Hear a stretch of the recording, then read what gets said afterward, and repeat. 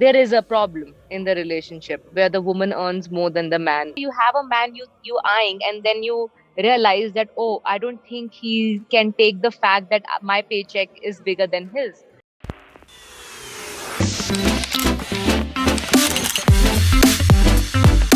Hello and welcome to Sisterhood with me, Shaili Chopra, the one show where women confront their challenges and confess their insecurities and together figure out what to do about them.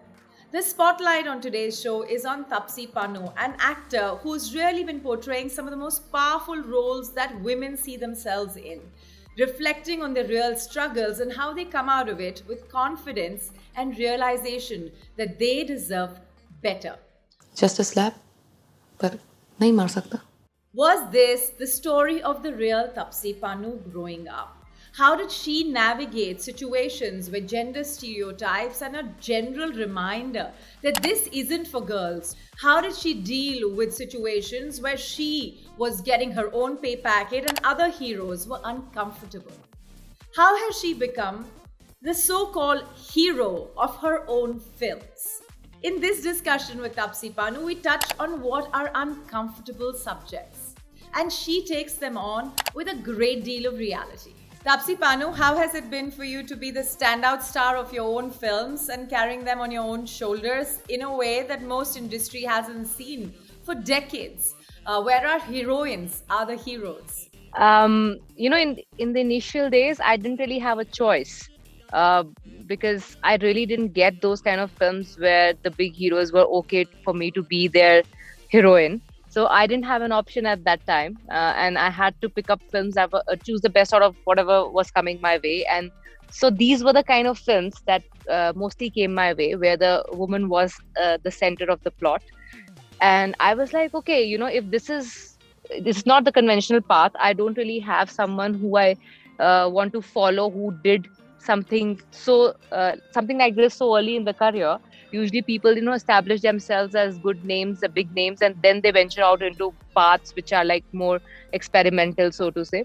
So I didn't really have someone who I could follow, so I thought, okay, let's see, maybe we'll figure out something about my own self when I follow this path. Would you say that it was your upbringing that helped you not get intimidated by the heroes? Because let's face it, the world is in the film industry in India has always sort of talked of the Khans. The hero, the 100 crore film is backed by the guy. When you started looking at yourself as the central piece to a film, how did you navigate that? With every step, though, the audience started slowly and steadily accepting those films and me as the hero of the films, we had a constant problem casting the actor in the film, which goes on even till date, uh, where the men are not really comfortable sharing screen space with a woman in a film where the woman has a larger screen presence. So I've now kind of like made peace with it, in terms of like I've stopped my expectations to go too high in terms of getting big names in my films, which are more or less centered around my character most of the times. So it's not like I deliberately say no to films which are not centered around me, but these are the films that come my way. Whenever I get one odd film where I get to show people that it's not that I want to hog the center stage all the time. I would love to do films which gives me small part but significant part. I do take it up. Be it, when I did Mission Mangal or a Surma, they were not really the center of attention parts. But without those parts, the story of the protagonist doesn't really go ahead, is why I decided to still be a part of those films. So it has been a very happy, sad journey. But when you even look at it today, if you look back at it today, I think I wouldn't have asked for a better path.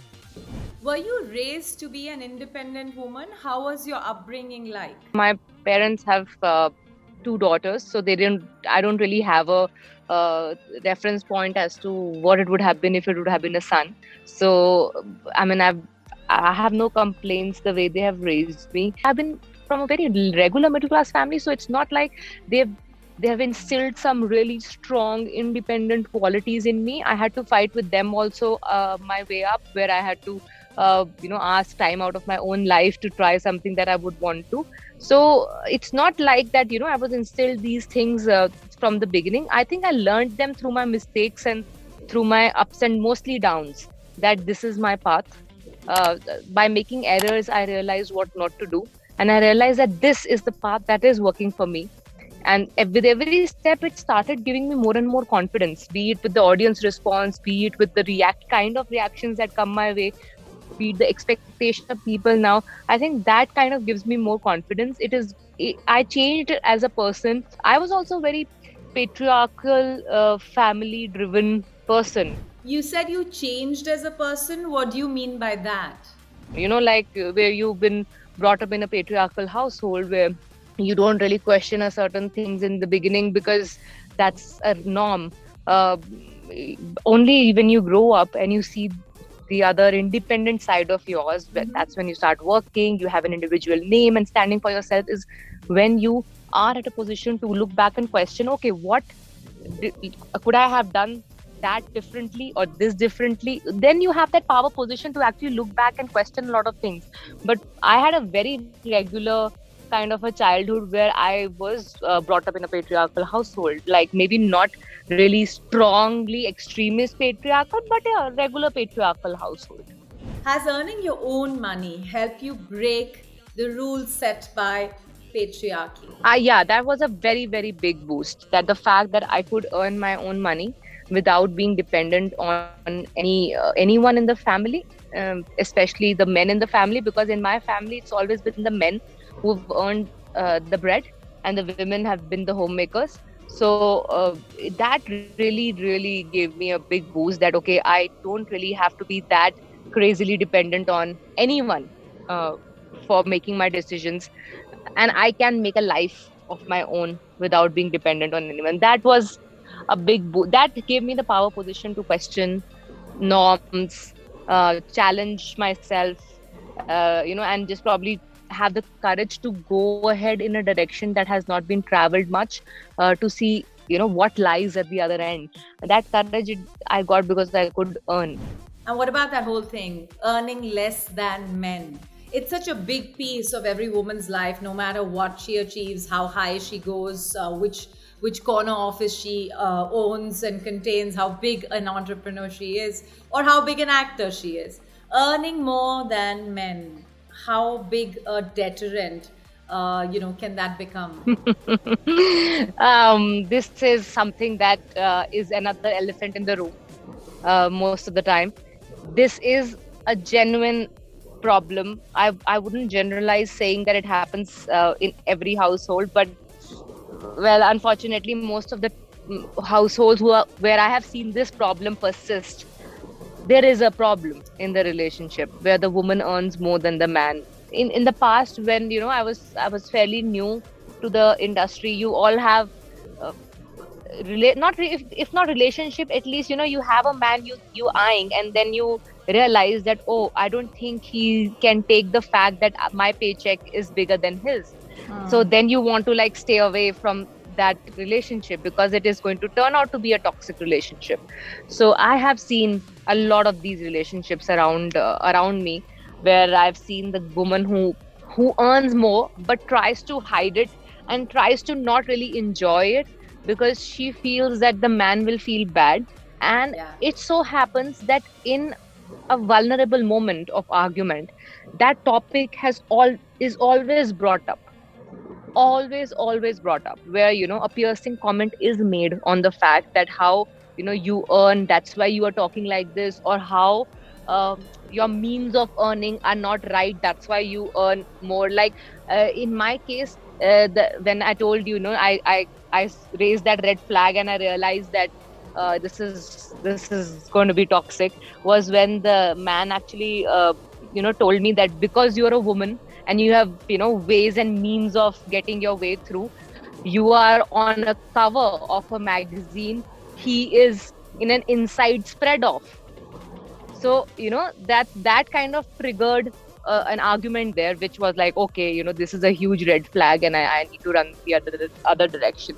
But this happens. It is and a lot of times I ask my friends who I know are going through it, and they try to shove it under the carpet, saying no, it's not like that. And the argument and the points of arguments clearly show it is like that, because the kind of comments that are made in heated up discussions show that this insecurity exists. You said earlier that there were more downs than ups growing up in terms of your experiences. What were these downs like? Downs were also because of my ignorance of the fact that how this industry works, how what acting is about. Because I've been very honest about the fact I had no plans to become an actor. I was doing my preparing for my MBA, did my engineering is when I got this opportunity because of a little bit of modeling I did for pocket money's sake, and I took it up, and then I thought, okay, let's try, maybe we learn something new, and that's how this profession took birth for me. So because of no plan and no knowledge, I ended up making a lot of bad decisions. My initial luck was good, is why my debuts were very good. But after that, because of no knowledge about how to go about it, there was a downfall. And when that happened, there were obviously the kind of names that are written, which being a woman, you have extra adjectives and names to you than if it would have been a man who's gone through the same streak of flops one after the other, being called the panoti, or the bad luck charm, the iron leg of the industry, these kind of names. I've never heard a man getting these names. It's only a woman who gets these names. Yeah. So all that, which is very discouraging, obviously. And then some we thank God for the fact that I did not really aim acting to be the career for me, that it didn't bog me down to an extent that I felt useless, that if because it didn't work for me, Yeah. because I was like, okay, if this doesn't work for me, I'll try something else. So that didn't bog me down in life, and hence I tried some other direction in the career and it worked. And even then, every now and then, because you're not from the background where you got enough support, even a lot of outsiders also are backed by a lot of mentors. Insiders of course have a family to take care of them, but for me, either was not, I didn't have either of the support.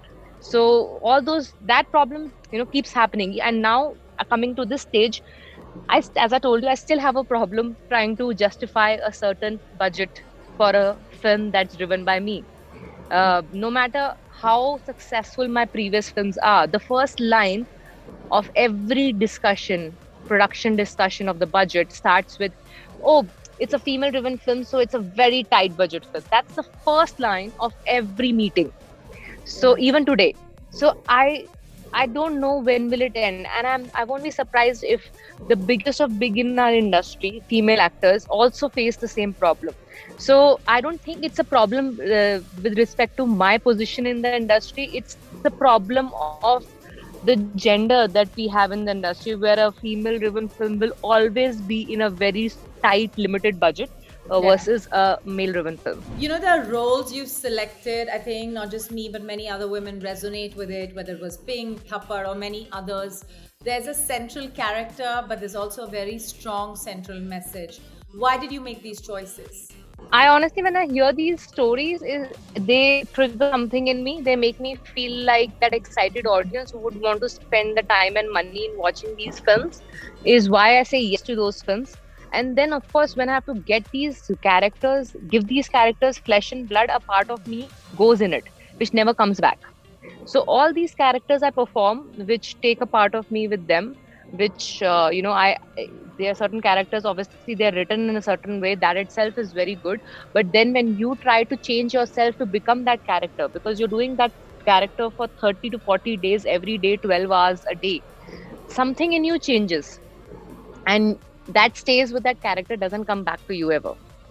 So that is the sacrifice that I end up making for these kind of characters. And I because I have made that sacrifice, a part of me is there with these characters. It connects the way it does with the audience, because they feel something is very real in these characters, because it has a part of the real me in it. Sisterhood has got you many, many powerful, strong, shy, silent women from across genres.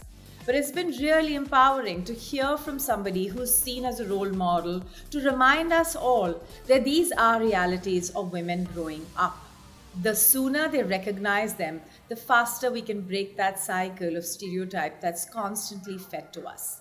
Remember to tune in to our YouTube channel and stay connected with the entire Sisterhood community by pressing that bell icon and subscribing to it. Stay tuned. Until then, another episode of Sisterhood comes along.